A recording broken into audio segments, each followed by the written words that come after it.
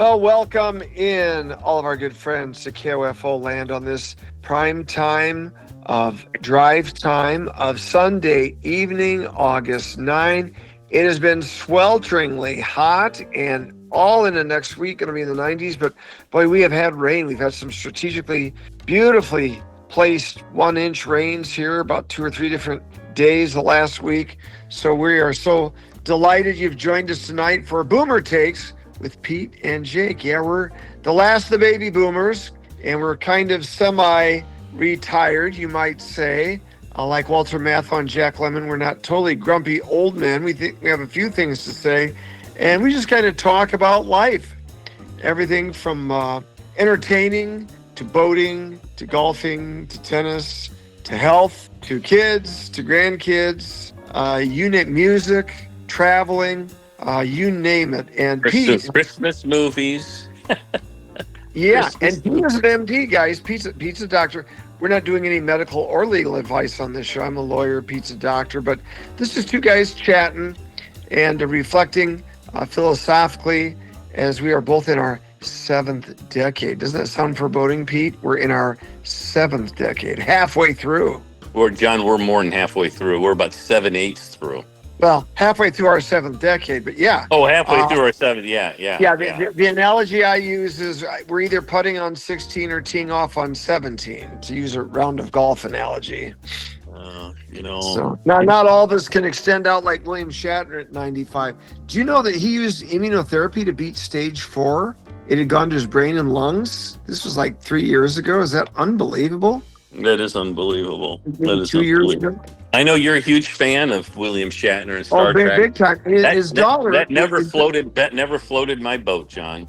Well, his daughter Melanie was in some of the early stuff with him.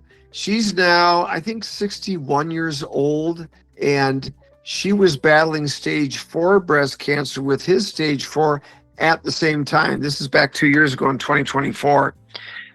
People Magazine now is just doing, a lot of, they're doing a lot of updates on what the family went through. It's really an inspiring story. But immunotherapy, there's some really great things. I have a friend whose wife had cancer of the kidney, and she used this immunotherapy, and that Shatner used. She seemed to be doing very well. I'm delighted for Ben Sass that experimental drug he's using has already prolonged his life under pancreatic cancer. I have another dear friend battling pancreatic cancer right now who looks to that with hope, because the first battle 6 years ago, he did really well after the Whipple surgery. Now he's with the second battle, and these new drugs give great hope, Pete. So we always are evolving, and sometimes we're regressing. I think Anthony Fauci is a total regression in medicine. Ethically. Can you believe that?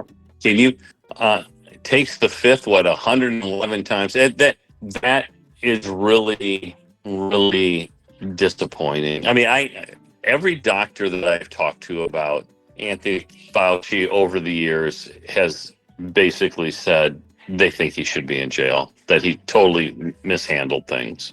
Pete, would you believe that when I served in the Iowa legislature, you remember when COVID started, right? Yeah.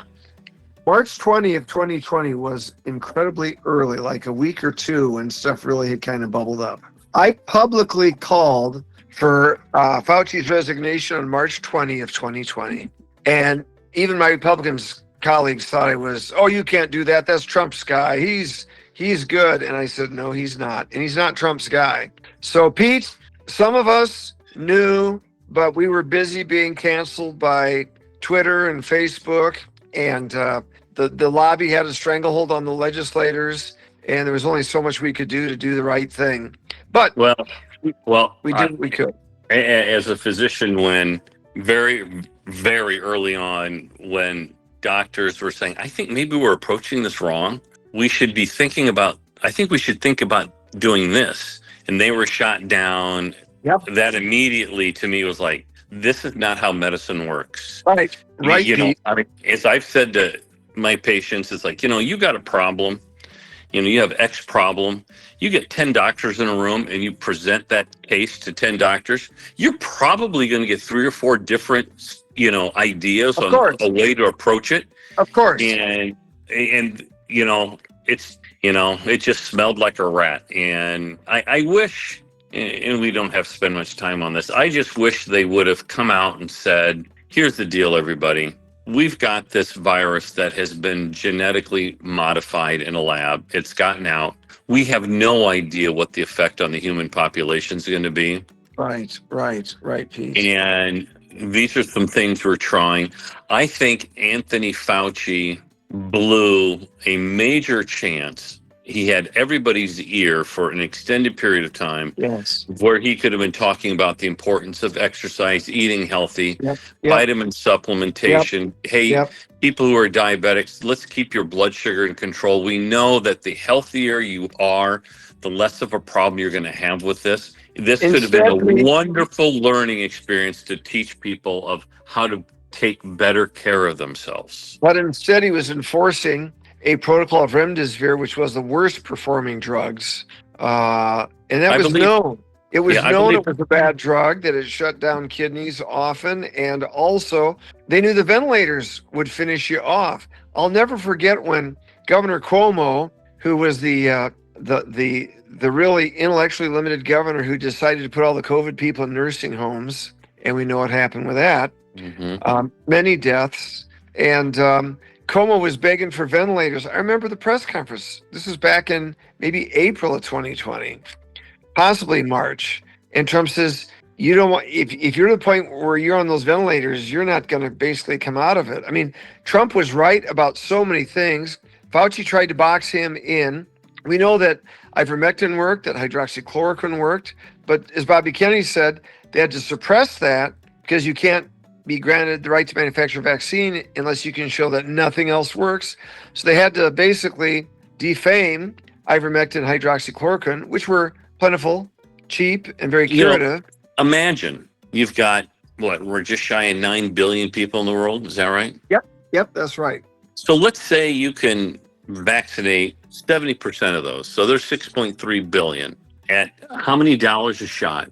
Getting 1 or 2 shots a year, because obviously a virus always is mutating, especially coronavirus that COVID was, that was potentially trillions of dollars of revenue per year to pharmaceutical companies.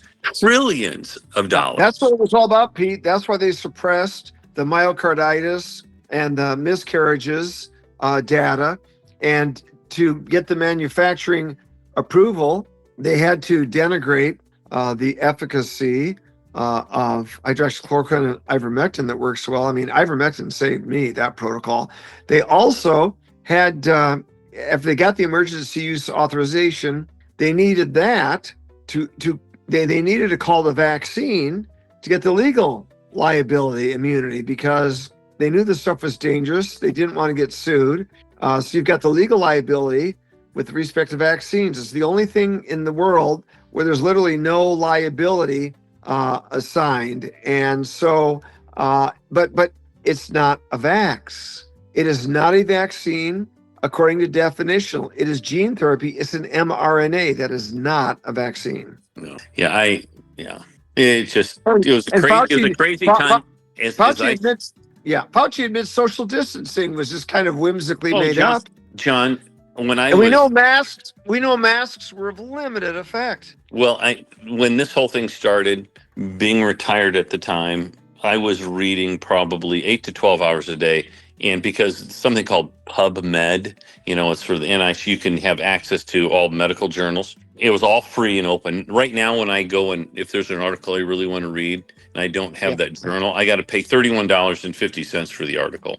Wow. And back then, everything was free. I mean, literally everything was free. Wow.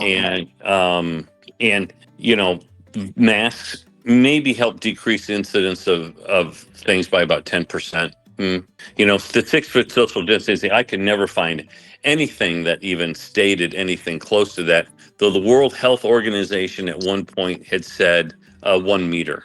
And so where all they pulled this stuff from. But you know what? Legislature, one of my double or triple masking colleagues was the one that got the sickest from COVID. I never masked. I got COVID, but the ivermectin protocol turned my lungs around 24 hours, Pete. Yeah, it's 4 hours. Yeah, yeah. Well, as I've said to my kids, I said it's really important that y'all remember this, and you remember this, and you teach it to your children, because this is going to happen again, Yes. where they will try to get everybody to fall in line to do what they say, and if you don't, this is what's going to happen. And it's very important to be a critical thinker. If somebody feeds you something, it doesn't really matter what in life. Think about it, research it, and come up with your own conclusion, because what you're being told may not be correct. Fauci botched the whole AIDS drug administration thing. Fauci also now, if you look back at Erie, he basically said President Trump's going to have to deal with an unknown, unforeseen pandemic type of threat. I mean, how'd he know? And it made no sense that it was at a wet market. You knew that was a lab leak. I said that from day one. And, some may say it was deliberate. I'll even give them the benefit of the doubt that it was a leak. The problem is the Chinese Communist government, once they know it was out in their population, sent all their people on flights all over the world to make sure that everybody else got it too, so that they would not be at a disadvantage. And, it's just really incredible when you think about it, because the whole thing was funded by Fauci's gain of function research, Pete. And that was, in the Obama this mutated virus. Yeah, and I think the Obama administration said there won't be any more funding for gain of function, and we shouldn't do this. And that was a good thing that, I was never a fan of Obama, but, it was like, that was a really good thing that his administration did. Yeah. It was very, very good. Unfortunately, people didn't listen to it. So, yeah, hey, exactly. By the way, totally a different subject. I have a new grandchild. Yes, well, this is perfect segue, because we've just finished roughly halfway through, when you factor in network news and station identifications. You're listening to Boomer Takes with Pete and Jake. Dr. Peter W. Tinsman, MD. John Jacobson here with you on KOFO 1220 103.7. Listen to the podcast on KOFO.com. Tell your friends, neighbors, relatives. You can always listen live also on KOFO.com, anywhere in the universe. Pete, congratulations, Grandpa. Talk to me. Give me the news, man. Well, little boy, his name is Robert. I love the name. Was born a couple of weeks ago. They live out in Denver, and they came back to the Midwest to visit. They just got here a little bit ago for a visit, and it's fantastic. So this is grandchild number 2.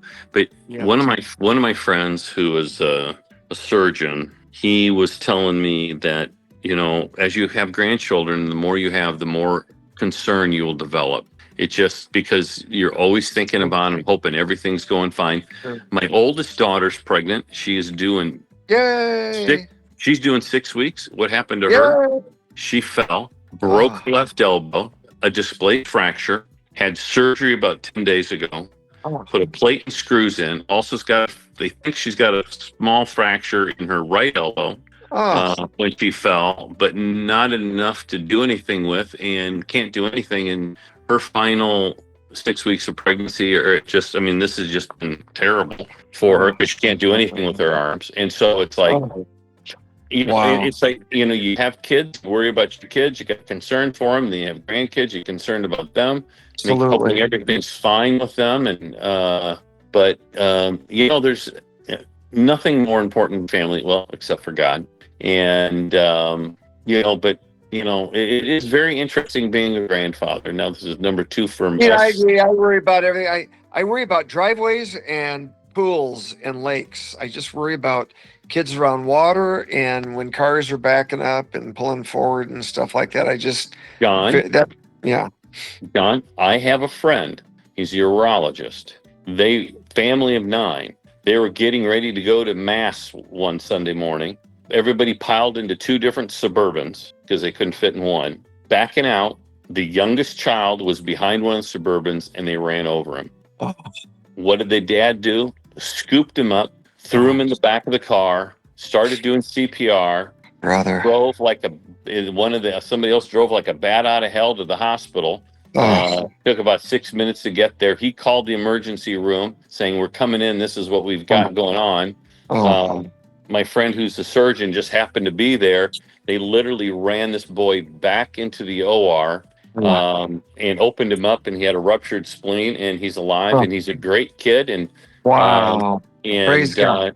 I think he just he graduated, I think last year, from Florida Gulf Coast University, and so Praise really God. Wow. really nice kid, and but yeah, you got to be. I've done the grandpa in the swimming pool thing with 4 kids. 4 grandkids belong to one set of parents. Those 2 parents can't divide and conquer with 4 kids. So grandpa's got to get in the pool, and grandma too. So grandpas and grandmas can come in handy. You know Folks, what? I'm telling We had some painting going on in the inside of our house 2 weeks ago, and I was talking to one of the painters, and he's in his 40s, he's got 3 kids, and rural town close to Dubuque, and he was saying that how they use his parents and his in-laws a lot for things where, it's just great that we can drop kids off at Yes. grandparents to do different things. And Yes. me, I have no kids that live by me. I've got 2 that are a 3.5-hour drive away in Chicago. Got another one that's a 13-hour drive away in Denver, and then I got another one that's probably a 9-hour plane ride away in Poland. And so it's like, Yeah. but it's like you need family around. I agree. That's my opinion. I understand these kids, they're different. This generation's different than ours, and even our parents. They grew up in the same town, worked there, died there, and now everybody's kind of, oh, I want to go here, I want to try this, and that's great. I mean, you can't argue with that. I mean, I got a son that lives in Poland and has lived in Eastern Europe for 10 years. And loves it. And it's kind of, as a parent, you can't say, no, you can't do that. You want them to be happy, but I just love it when they're here. I just love it when they're all around. Pete, does he know Polish? Is he pretty fluent with Polish? Well, he's only lived there for about 10 months now, John. But he's learning it. But he's lived in Romania, Bulgaria, Republic of Georgia, Hungary, Poland, and then Argentina. Actually, those are all great countries. They're conservative governments. Malay has turned Argentina around incredibly. Oh, the Malay miracle is really a true thing. Yeah, and he went there about 3 months before that election occurred, and was there until after the election was over. Then he left, and Poland has no crime whatsoever. They have no immigration. It's so assaults safe against women. Yeah. He says, and he really enjoys Poland, and so yeah, we'll see what happens. But Poland always retained their great Christian Catholic identity that made them strong to fight both the Nazis and the communists. The Poles perdured and ultimately outlasted the bad guys. Yeah. Well, Pete, we've got kids very close to us. I got to tell you, the loving, gracious Mrs. Jacobson is like the ultimate full-time grandmother. She's spending all the time with him. What's great about it is she doesn't impose. She just always asks, can you do this? Would you like to do that? Can you help make some crafts? Can you come over and watch the kids for just a second? It's just amazing, and she's so plugged in, making gifts for the kids and, just reading stories to them, all that stuff. And I think it's great because it seems like the kids particularly resonate with grandma. It's a big deal, It's so special. Our daughter, who lives in Denver, she and her husband, when they came, they're actually looking at a house, maybe moving about an hour and a half from us. That would be so great. Would be nice, My wife and I for that because I've got a daughter on the East Coast with our 5th grandchild, and I'm lobbying them to get here to the Midwest. I think they're thinking really strongly about it. Once her father-in-law's health recovers, I think that they will probably matriculate here. Yeah. It would be nice. You can't be everywhere, but yeah. Now, Pete, so you've got 2. What's the gender? This was a boy that was born, Robert. What was the other one? A boy, and my first one was a boy as well. As a matter of fact, on the Tinsman side of the family. Do you know what the third one? Do you know what the third one's going to be? Yes. It's a boy or a girl. Well, I'm just I, asking I because you wonder how things balance out. We have 4 granddaughters and 1 grandson, so someone's got to be having these boys. well, I'll tell you this much.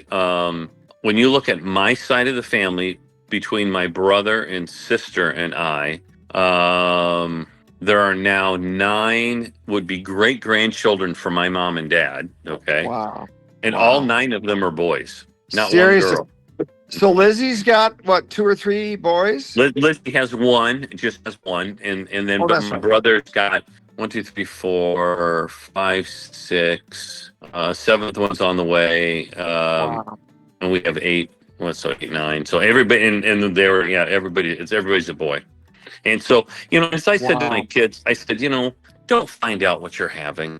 Let it be a Yeah, surprise. we didn't. We wanted to be surprised. And Deb about fell off the delivery room table when Dr. Nabby held that baby up. Of course, with the backside to Deb saying, "What do you think, Deb? Boy or girl? Boy or girl? Turn that baby around." And I thought Deb was going to fall off the table when it was a girl. She was convinced it was going to be a third boy. Yeah. It's like Heather was, yeah, she was so excited too with our last one. We'd had 2 boys and 1 girl, and she really wanted a girl. Now it came a girl.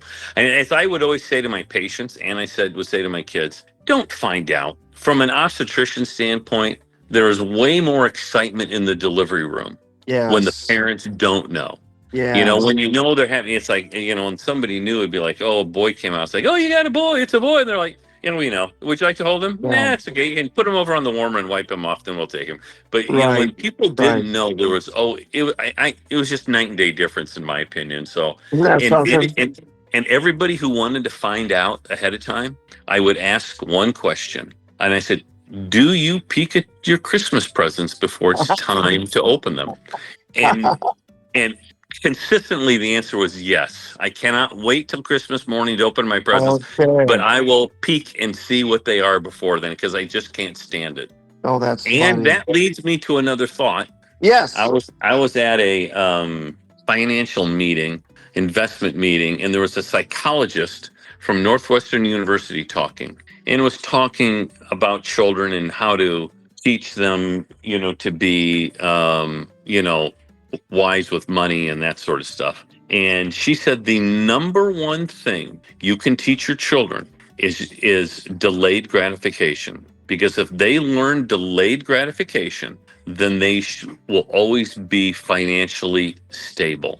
They might not have all the money in the world, but they will understand what it's like to save for something that they really want, instead of going in debt and, I'll just put this on the credit card. I'll just put this, this or that. She said, teaching your child delayed gratification is the number one thing. Wow.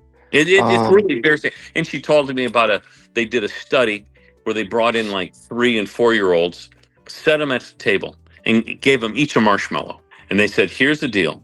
Do not eat this marshmallow. I'm going to leave the room. And when I come back in a few minutes, if that marshmallow is still there, I will give you another one. And so they would then leave the room and they'd watch these kids on the monitor, and the kids would play with the marshmallow. There'd be some kids that wouldn't go anywhere near the marshmallow. Others would pick it up and lick it. And there was others that as soon as she left the room, they would pop it right in their mouth and they'd eat it right away. But so people are listening, teach your children, teach your grandchildren delayed gratification. Pete, Clay Travis from Outkick, and he's the inheritor with Buck Sexton of the Rush Limbaugh program, and he's often on Fox. Clay's just a great talent, and he knows his sports well, too. He's married. I think he's a father of 3 boys.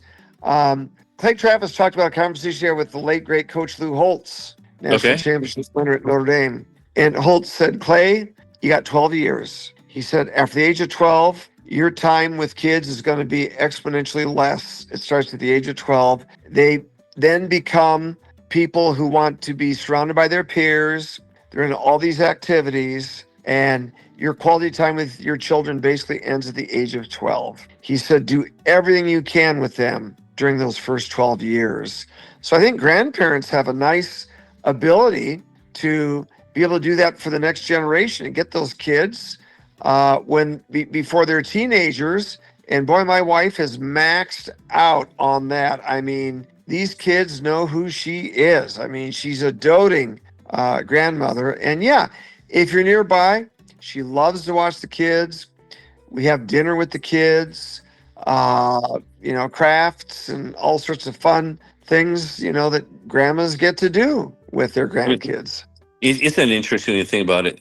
12 years, and when you think about it, even from a parent standpoint, we all know that our kids, they get to be adolescents, they get hormonal, and I just want to be with my friends and this or that. Yep. Yep. And it's expensive to live now. I mean, you got a lot of families where moms and dads are both working, kids go to daycare. Yep.